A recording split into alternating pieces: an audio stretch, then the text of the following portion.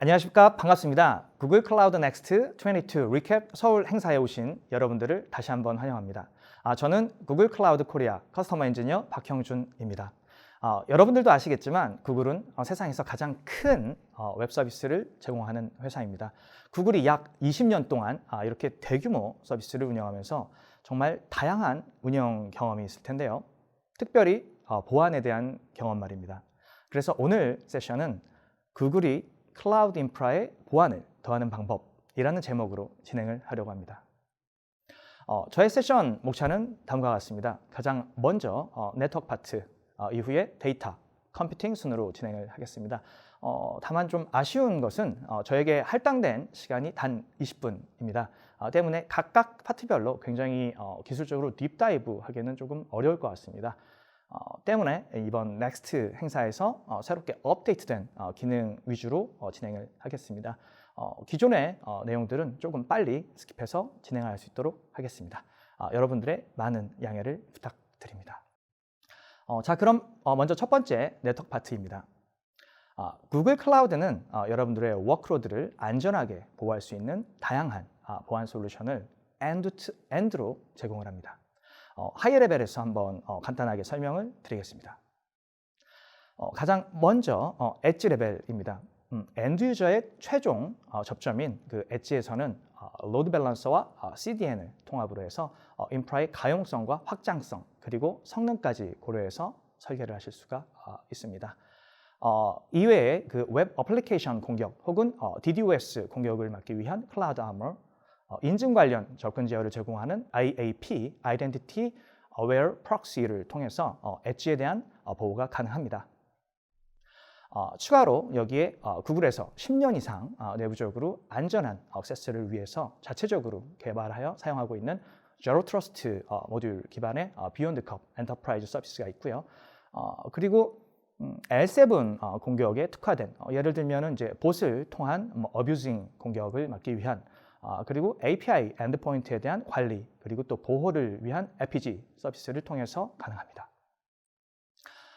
두 번째로 네트워크 레벨에서는 여러분들이 직접 배포한 VM, 가상 서버 혹은 이제 GKE, 구글 쿠버네티스 엔진과 같은 이제 이러한 워크로드들은 클라우드 방화벽을 통해서 접근 제어를 할 수가 있고요. 구글 클라우드 자체 서비스, 예를 들면은 BigQuery 혹은 클라우드 스토리지와 같은 서비스들은 VPC 서비스 컨트롤을 통해서 접근 제어를 할 수가 있습니다. 추가로 네트워크 레벨에서는 다양한 텔레메트리 정보를 제공하고요. 이러한 정보를 분석하고 침입 탐지가 가능한 인더스트리 리딩의 IDS, 인트루전 디텍션 시스템을 제공을 합니다. 여러분들 이제 로우 패킷에 대한 이제 인스펙션을 원하신다라면은 저희가 패킷 미러링 기능 뿐만 아니라 여러분들이 또 선호하는 서드 파티 툴을 구글 클라우드 마켓플레이스를 통해서 즉시 인테그레이션 하실 수가 있으십니다. 마지막으로 이제 이 모든 이 프로덕트에서 발생한 다양한 텔레메트리를 분석하는 크로니크 그리고 시큐리티 커맨드 센터 심플리파이 요뿐만 아니라 또 서드 파티를 여러분들이 심 장비 혹은 이제 소아 장비와도 연동이 가능합니다. 자, 이렇게 하이 레벨에서 오버뷰는 마쳤고요. 네트워크 보안 제품 중에 다음 3개의 프로덕트, 클라우드 파이어월, 클라우드 아머, 클라우드 IDS 순서로 조금 더 구체적인 설명을 드리겠습니다. 먼저 클라우드 파이어월입니다. 이번 클라우드 넥스트 행사를 통해서 기존의 VPC 파이어월보다 더 많은 기능을 제공하는 클라우드 파이어월이라는 서비스가 새롭게 출시되었습니다. 클라우드 파이어월은 현재는 이제 2개의 티어로 서비스를 제공하고요. 먼저 클라우드 파이어월 이센셜 티어 그리고 현재는 이제 프리뷰 단계인 클라우드 파이어월 스탠다드 티어입니다. 클라우드 파이어월 이센셜 티어 경우에는 이제 기존의 VPC 파이어월에서 제공하는 기능을 포함해서 추가적으로 더욱더 세분화된 액세스 컨트롤과 관리의 편의성을 위한 기능이 추가되었습니다. 과거의 VPC 파이어월 룰 경우에는 글로벌 VPC에 종속적이어서 글로벌 파이어월로만 이제 사용을 할 수가 있었는데요. 클라우드 파이어월 이센셜의 파이어월 폴리시의 경우에는 디플로이먼트 스코프에서 글로벌이냐 혹은 이제 리저널이냐로 이제 선택을 해서 설정이 가능합니다. 또한 이제 어드레스 그룹 기능이 새롭게 나왔고요. 이 어드레스 그룹 기능을 통해서 과거에는 이제 각각 방화벽 정책에 이제 그 대량의 IP 주소를 수시로 업데이트를 하는 굉장히 불편함이 있으셨었는데요. 지금 이제 어드레스 그룹 같은 경우에는 이 하나의 어드레스 그룹에 다량의 IP 주소를 추가를 하고 해당 그룹을 각각 여러 개의 파이어월 폴리시에서 재사용, 리유즈 할 수가 있습니다. 기존 VPC 파이어월에서는 하나의 프로젝트에 종속적인 네트워크 태그만 만들 수 있었고 또 지원을 했었는데요. 이번 클라우드 파이어월에서는 이제 조직 레벨을 지원하는 시큐어 태그 기능의 새롭게 발표가 되었습니다. 때문에 이 시큐어 태그를 통해서 방화벽 정책에 적용하는 소스 혹은 이제 데스티네이션이라는 이 오브젝트에 대해서 태그로 정의를 하고요. 구글 클라우드의 IAM, Identity and Access Management 서비스와 통합을 해서 해당 시큐어 태그에 대해서 프로젝트 레벨이 아닌 여러분들이 직접 설정하신 이제 오거니제이션, 즉 조직 레벨에서 거버넌스 컨트롤 그리고 또 앞서 언급드린 그 어드레스 그룹에 대한 이제 권한 제어까지도 하실 수가 있습니다.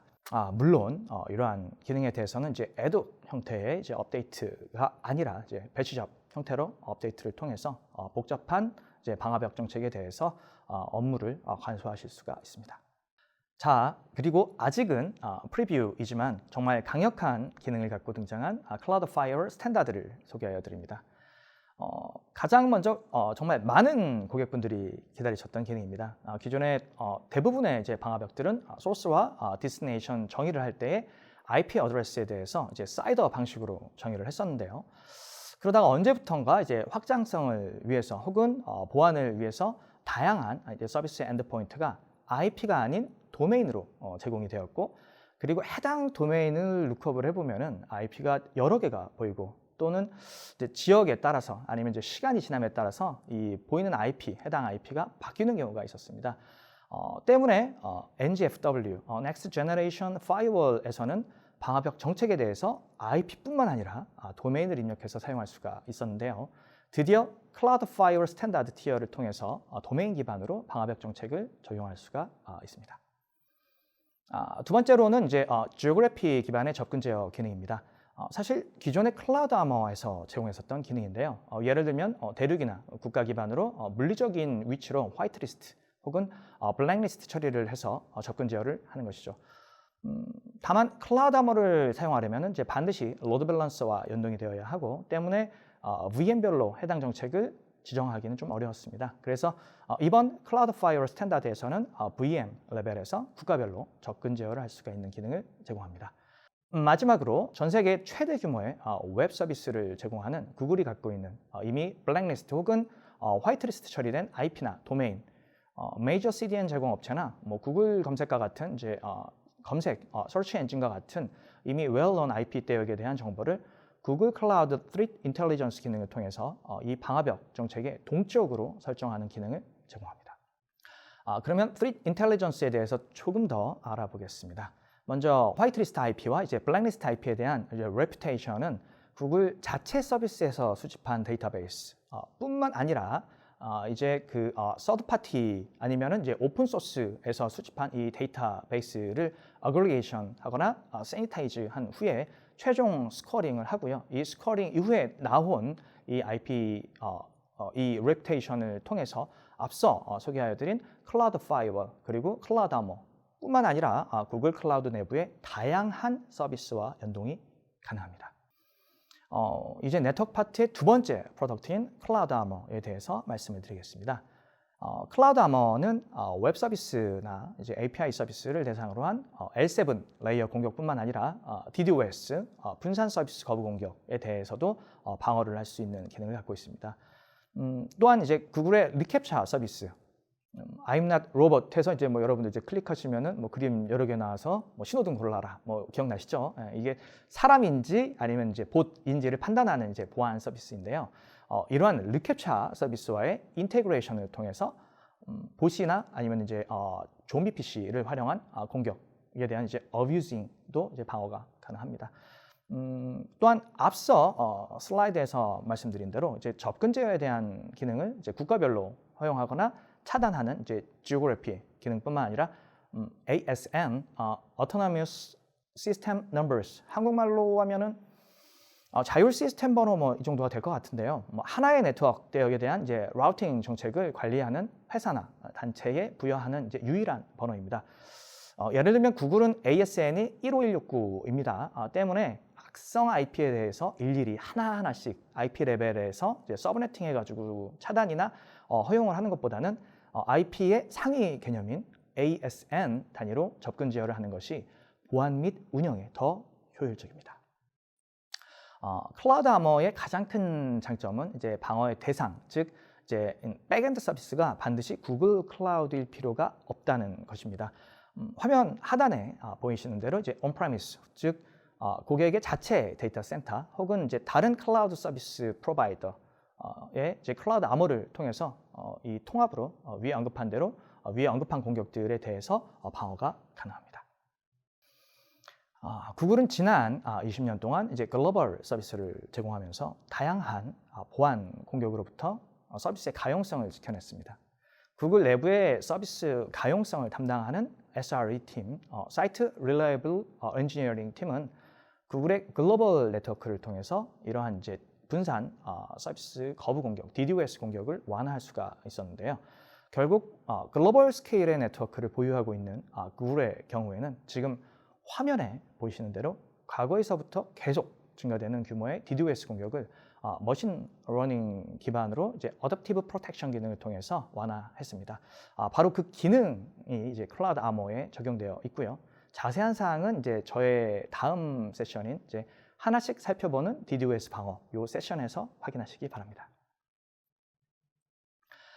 그러면 네트워크 파트의 이제 마지막 프로덕트로 클라우드 IDS에 대해서 말씀을 드리겠습니다. 인트루전 디텍션 시스템, 보통 침입 탐지 시스템이라고 업계 용어로는 얘기를 하는데요. 클라우드 IDS 같은 경우에는 이제 malware, spyware 공격에 대해서 네트워크 기반의 침입 탐지 서비스를 제공합니다. 클라우드 IDS는 이제 네트워크 및 보안 업계를 선도하는 이제 팔로알토의 IDS 엔진 기반으로 운영되고요. 고객이 직접 배포를 하거나 아니면 이제 운영하는 것이 아닌 이제 매니지 서비스 형태로 제공을 하기 때문에 고객은 이제 가용성이나 확장성 그리고 장애에 대해서 신경 쓰실 필요가 없으십니다. 이제 금일 세션의 두 번째 주제인 데이터입니다.